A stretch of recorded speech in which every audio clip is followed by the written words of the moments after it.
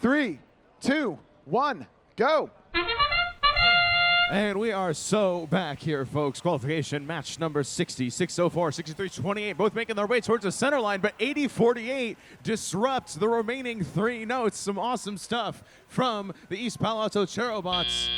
But the Blue Alliance is still going to have the lead as the drivers take their controls for the first time today. 604, 34-76, both fighting over note at the center line of the field. Both break away, find additional notes of their own for their alliance. 63-28, 22-88, both feeding their partners. 604, the winners of the Milstein division at the World Championships this year. Meanwhile, on red, 670, 34-76, both now shuttling notes downfield to the East Palo Alto Cherobots, 80-48.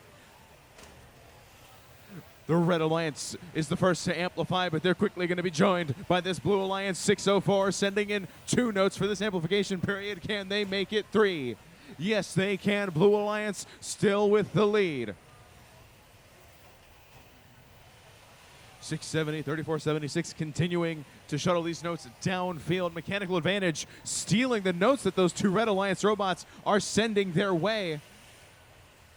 Some heads-up driving from the Massachusetts team. Hydra Robotics sending another note in the direction of Quicksilver.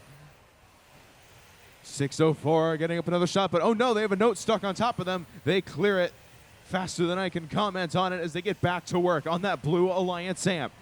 34-76 at their source, picking one up from the slot as they get ready to send one downfield. Mechanical Advantage, another pass from them. 670 over the bumper intake has gotten another note, sending it downfield towards East Palo Alto Cherobots and Code Orange.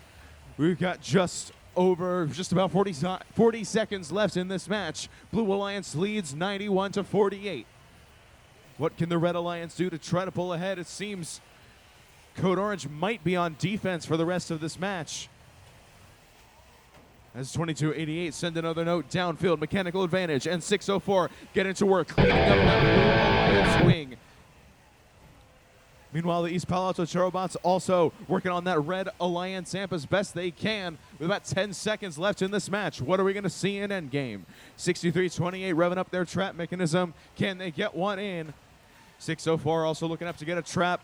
We got 2 traps on the Blue Alliance, an attempted trap from Red as our first match of the day draws to a close.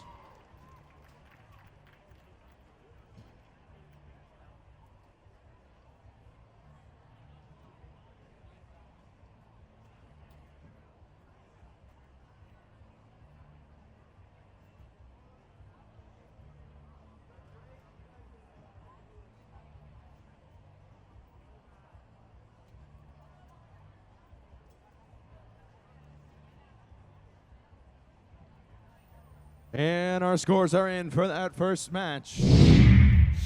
It's your Blue Alliance taking this 132-62. Blue Alliance also having a 4 RP match, bringing 604 up to rank number 4. Robo Sports Network, take us through that match.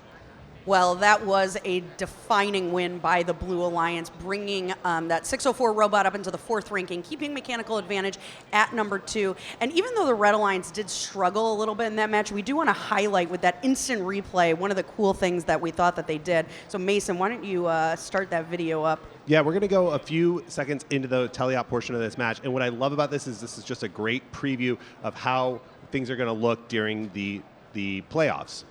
What I love is the 670 robot that's really doing this passing game. A lot of robots will pass over the stage, but they're doing this kind of flat pass under the stage. And you can see the blue robot here kind of anticipating that and stealing some of those rings, which is why the Blue Alliance score was so high. But that 670 robot just doing a great job of coming out into the center of the field, whipping that ring right across, right where their partner needs it to be able to score it into the amp. Having a little bit of trouble in the cleanup roll there, so they get some help coming over. What I love about this, though, this is just a preview of what things should look like during the playoff, because look at all of these notes that are protected. We have a robot guarding it on the Blue Alliance, a robot guarding it on the Red Alliance, which means you cannot steal these. We know the number 1 seed Jack in the Box loves to steal these notes, and if you have matches like this and have passers that are that accurate, you're not going to be able to steal from them. That is a huge advantage whenever we get to the playoffs. Yeah, protecting rings becomes the name of the game when you have two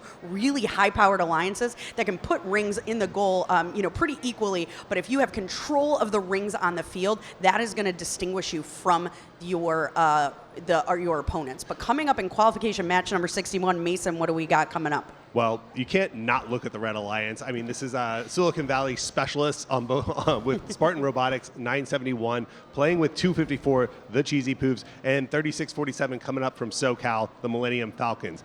They're going against Mubotics 7157, who don't let that 36 rank fool you. This robot is really good and can play any point on the field. Yeah, one of our turning robots at this competition. It's just so accurate when it's shooting, and they've been playing defense at part of this event. Just a real versatile robot.